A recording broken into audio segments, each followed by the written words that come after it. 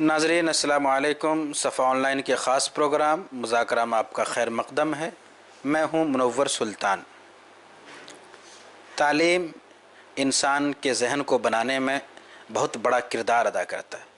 इसलिए हमेशा तालीम पे बड़ी तवज्जो रही है। अगर हम तालीमी पॉलिसी की बात करें तो अंग्रेज़ों के दौर में एक ख़ास तालीमी पॉलिसी बनी थी और उसका सिलसिला जारी था। मुल्क आज़ाद हुआ, मुल्क के पहले वज़ीर तालीम मौलाना अबुल कलाम आज़ाद, उन्होंने यकीनन तालीम के लिए कोई निज़ाम बनाया होगा। उनका ज़िक्र ख़ास तौर पे तालीम के हवाले से आता है। उसके बाद 1968 में डॉक्टर राधा कृष्णन, उन्होंने एक तालीमी निज़ाम पे कुछ ख़ास पेशरफ्त की, एक तालीमी रिपोर्ट पेश की। 1986 में एक नई तालीमी पॉलिसी लाई गई जिसका बड़ा चर्चा रहा, और फिर 2019 यानी इस साल एक नए तालीमी निज़ाम को मुतारफ़ कराया गया है। इस पॉलिसी की ख़ास बात यह है कि जो हमारे मुल्क के ज़िम्मेदारान हैं वो सब इसको लागू करने के लिए बड़े ही संजीदा हैं। आज हम इसी मौजू पे बात करेंगे कि जो नया तालीमी निज़ाम आने वाला है इसकी ख़ास बात क्या है, इसमें क्या चीज़ें शामिल की गई हैं जिसके लिए ये सब हजरात कोशां हैं कि इसको नाफिज किया जाए। आज हमारे लिए खुशी की बात है कि आज हमारे स्टूडियो में हमारे साथ एक सीनियर आलिम दीन, बुज़ुर्ग हस्ती, जिनका एक बड़ा मुताला है ख़ास तौर पे मीडिया और जदीद इस वक्त के जो मौज़ूआत हैं उन पे, मौलाना नज़रुल हफ़ीज़ नदवी अज़हरी साहब, जो तज्ज़िया निगार की हैसियत से भी आलम इस्लाम में जाने जाते हैं। आज हम उनसे बात करेंगे और समझेंगे कि जो नई तालीमी पॉलिसी आई है ये पॉलिसी क्या है, इसकी ख़ास बात क्या है और इसमें मुसलमानों के तई क्या चीज़ें शामिल की गई हैं। मौलाना, हमारे प्रोग्राम में आपका खैर मक़दम है। मौलाना, सबसे पहले हम इसी मौजू पे बात करना चाह रहे थे कि जो नया तालीमी निज़ाम आया है, मुतारफ़ किया गया है, उसकी ख़ास बातें क्या है? ख़ास बात यह है कि देखिए, तालीम तो हमेशा ये होता है कि वो एक सांचा होता है, उस सांचे में आप इंसान को ढाल दिए, वो ढल जाएगा। और मसल मशहूर है कि अफसोस के जो कत्ल से बच्चों के बदनाम न होता, अफसोस के फ़िरौन को कारिज की न सूझी। तो मौजूदा जो निज़ाम है जो लाया गया है वो उसका पस मंज़र आपको मालूम है कि 1959 में जबरी निज़ाम तालीम यहाँ जारी किया गया और मुसलमान बच्चों पर यह लाजिम कर दिया गया कि वो सुबह को स्कूल जाएं और जो मॉरल एजुकेशन है, यानी हम सूरज को प्रणाम करें, धरती को सजदा करें, उस पस मंज़र में वो बराबर तरक्की करता रहा। यहाँ तक कि जो नई हुकूमत आई है, आपको मालूम है कि उसका नज़रिया है और किस तरह पूरे हिंदुस्तान पर और पूरे ख़ास तौर से मुस्लिम माशरे को वो अपने रंग में रंगना चाहता है। तो ये सूरत हाल बहुत नाजुक है। जो नेशनल एजुकेशन पॉलिसी 2019 के नाम से अभी उसका तारुफ हुआ है और पूरे मुल्क में नाफिज किया जा रहा है। और ये जो एजुकेशन पॉलिसी है बहुत ज़हानत के साथ उसको तैयार किया गया, बड़े माहिरीन उसमें लगे हैं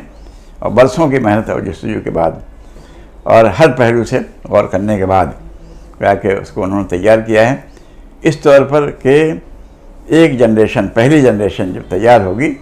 तो समझिए कि वो पूरे तौर पर हिंदू आइडियालॉजी को तहज़ीब के एतबार से, सकाफ़त के लिहाज से, अक़ीदे के लिहाज से वो कबूल कर चुकी होगी। इस हद तक कि वालिदैन इस पर इसरार करेंगे कि इसमें कोई हर्ज नहीं है कि हमारा बच्चा जो है तालीम हासिल कर रहा है और उसको अमली तौर पर भी तालीम दी जा रही है और इल्मी तौर पर भी, और उसमें फिर वो खुद दिफा करेंगे उसका और कहेंगे कोई हर्ज नहीं। और ये तालीम बहुत आसान है कि इल्मी और अमली लिहाज से उसकी मशक़ हो रही है। मिसाल के तौर पर एक छोटा सा बच्चा 4 साल का दाखिल होता है तो जहाँ उसको मुख्तलिफ़ तरीक़े से जदीद अंदाज में तालीम देते हैं, अमली तौर पर उसको मिसाल के तौर पर ले जाते हैं कि कैसे कि कौन सा मज़हब और उस मज़हब की तालीमात क्या हैं और उसकी तहज़ीब सकाफ़त क्या है, वो ले जाते हैं एक मंदिर में। वहाँ वो देखता है कि मुख्तलिफ़ तरह के स्टैचू हैं और बुत हैं और उनके आगे जो है वो आरती की जाती है और अशार पढ़े जाते हैं जो तकदीस में, और उसके सामने झुका जाता है, उसको फूल मालाएँ पहनाई जाती हैं और उससे मांगा जाता है। और फिर जब वो मुकम्मल कर लेते हैं तो उनको पूछते हैं बच्चों से कि तुमने क्या मांगा। कलम मांगा है तो अच्छा ये लो, मिठाई मांगी है, टॉफ़ी मांगी तो ये लो, ये देखो इन्होंने दिया है, जिसको तुमने मांगा है इन्होंने दिया है तुमको, तुम्हारा नाम लेकर। बच्चा बहरहाल बच्चा है, मुतासिर होता है। और रंग जो तैयार किया गया है वो भगवा रंग है, जो हिंदू अक्सरियत का रंग है। पूरा माहौल, जो लिबास दिखाएंगे वो भी उसी रंग का होगा, और जो उसका शिआर दिखाएंगे, हिंदू शिआर क्या है और क्या उसकी तालीमात हैं, क्या शख्सियात हैं और कितने उनके बुत हैं, किस तरह से उनकी परस्तिश की जाती है, ये पूरा दिखाएंगे और तमाम पूरे मंदिर में उसको घुमाएंगे। उसके बाद फिर जब वो बच्चा वहाँ से निकलेगा तो वो देखेगा कि भीख मांगने वाले ऐसे हैं जो जिन मुसलमान कहा जाता है, दाढ़ी रखे हुए, लुंगी पहने हुए और बैठे हुए हैं, और बुर्का पहने हुए ख़वातीन हैं, अब गंदे लिबास में हैं। और भीख देने वाले कौन हैं? ये हिंदू हैं जो अपने हिंदू शिआर के साथ हैं, हिंदू लिबास के साथ हैं और हिंदू रंग के साथ हैं, कल्चर के साथ हैं, वो उनको भीख दे रहे हैं। तो बच्चा जब ये मंज़र देखता है तो ये समझता है कि ये जिसको मुसलमान कहते हैं ये वह एक मुसलमान हैं और ये भीख मांग रहे हैं और हाथ फैला रहे हैं, और ये जो बुर्कापोश है ये गंदे लिबास में है,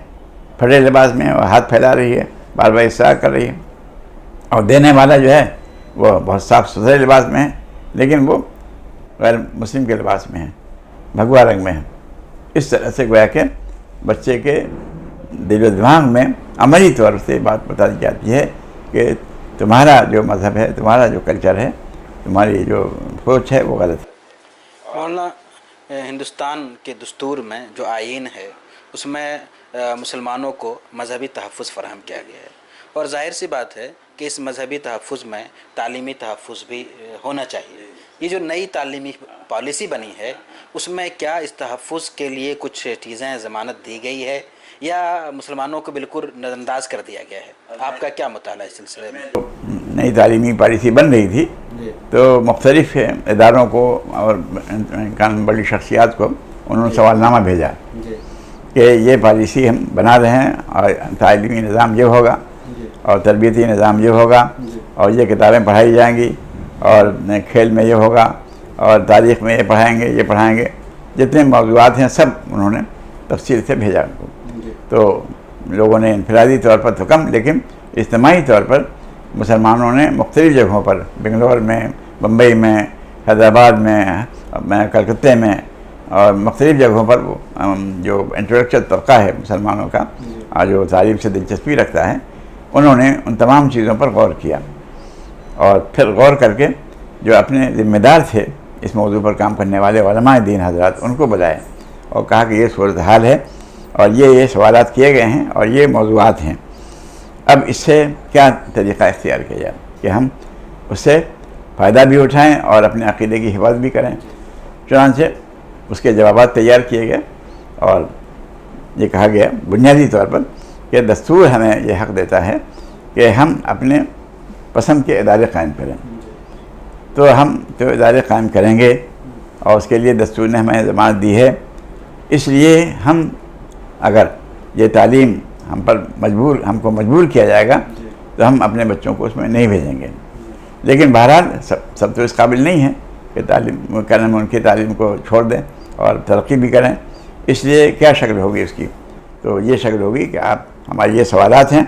आप उसके एतराज़ात को सुनिए और उसकी इस्लाह कीजिए ताकि हम मुसलमान जो ख़ास पहचान रखते हैं और शनाख्त रखते हैं वो गया कि उस तालीम से फ़ायदा उठा सकें।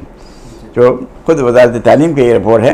कि तकरीबन 3000 एतराज़ात इस निज़ाम तालीम पर किए गए हैं मुख्तलिफ़ कम्यूनिटी की तरफ से, उसमें मुसलमानों की तरफ से ज़्यादा एतराज़ात किए गए हैं।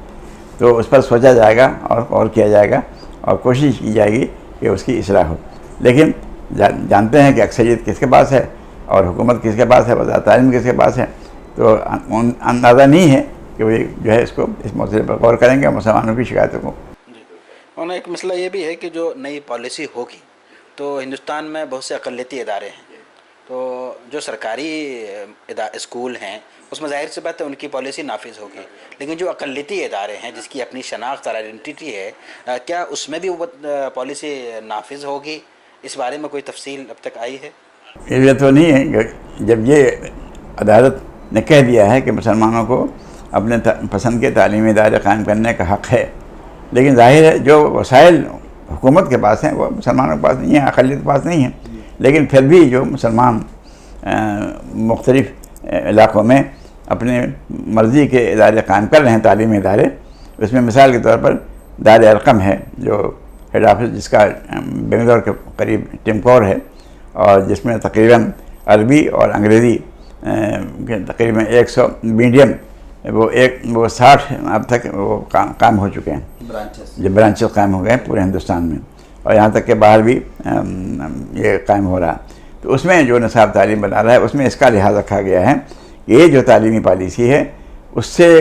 जो नस्ल तैयार होगी उस पर जो असरात पड़ेंगे, हम उसके बिलमुकाबिल ऐसी नस्ल तैयार करें कि जो उसके बिल्कुल बिलमुकाबिल हो और सही मुस्लिम शनाख्त को वो बाकी रखे। तो उसका निसाब वो बना रहे हैं और उसमें मेहनत कर रहे हैं और कोशिश कर रहे हैं कि उन तमाम अनासर को सामने रख करके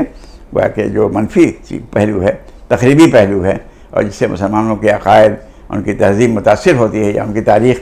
और उनकी तारीख़ी शख्सियात, उसमें के बारे में सही मालूमात कर। तो इसमें अभी बहुत शदीद ज़रूरत है कि मुसलमानों की जो तारीख़ यहाँ रही है हिंदुस्तान में,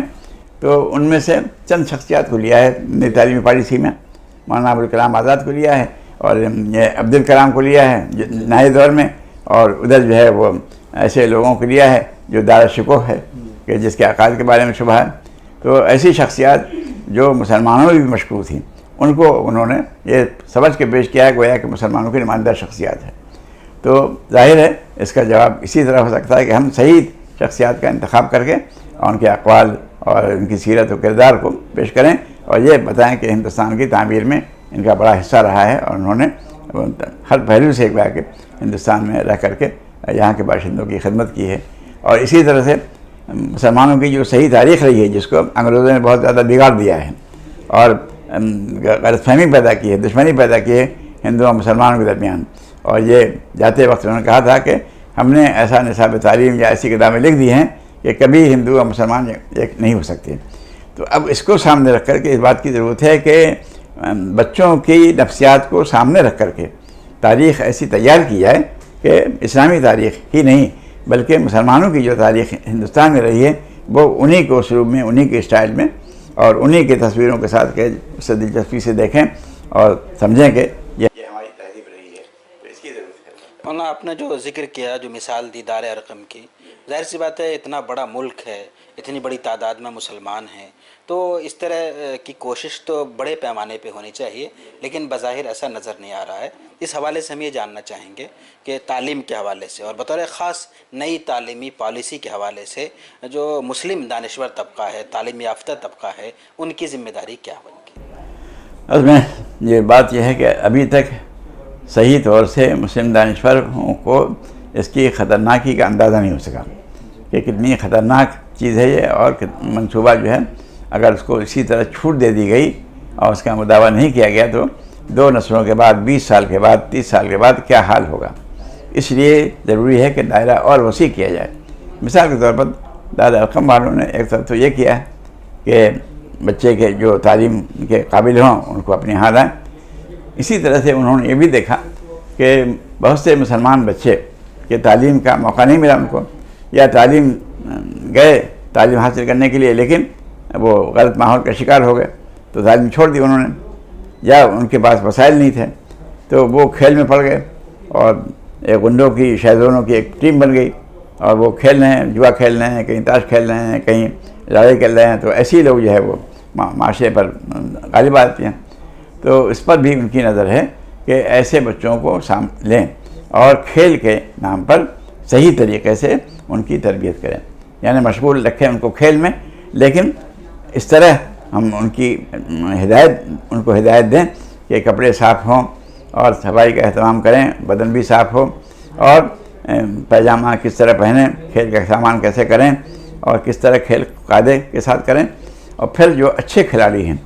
उनकी वो वीडियो दिखाते हैं और कहते हैं देखो इस तरह तुमको खेलना है, इस तरह पाबंदी करना है। तो चूँकि वो उनको खेल का मैदान उनका शौक़ है, इस वजह से वो जो तजुर्बा किया उन्होंने तकरीबन 25 शहरों में तजुर्बा किया है और एक अच्छी खासी थीम बन गई है कि अगर वो उनकी इस्लाह हो जाए और उनकी सही सलाहियत आ जाए तो थोड़ी सी तालीम दे करके इरादा है कि उनको वो पुलिस लाइन में भर्ती करें या ऐसी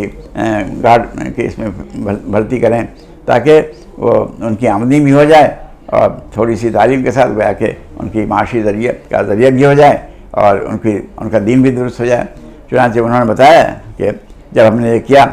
कि उस ख़ास चिमकौर में इसका तो उन्होंने कहा कि माएँ बड़ी तादाद में तकरीबन सब आईं और उन्होंने हमारा शुक्रिया अदा किया कि क्या फ़ीस है। कहा क्यों? उन्होंने कहा कि जब ये दिन भर जो है वो खेलते थे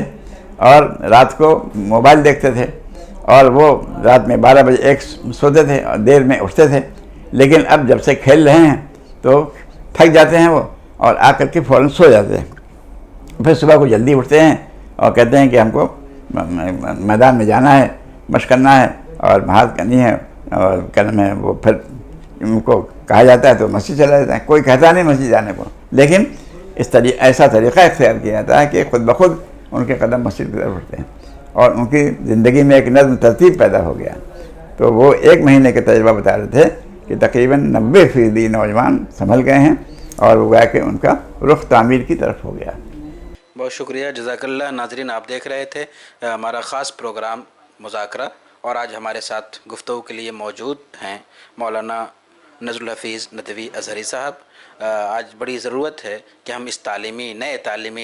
नए तालीमी पॉलिसी को समझें और ख़ास तौर पे तालीम के हवाले से जो हमारी ज़िम्मेदारी बनती है बहसीत जमात, बहसीत कम्युनिटी, उसको हम पूरा करें। बहुत बहुत शुक्रिया, जज़ाकल्लाह।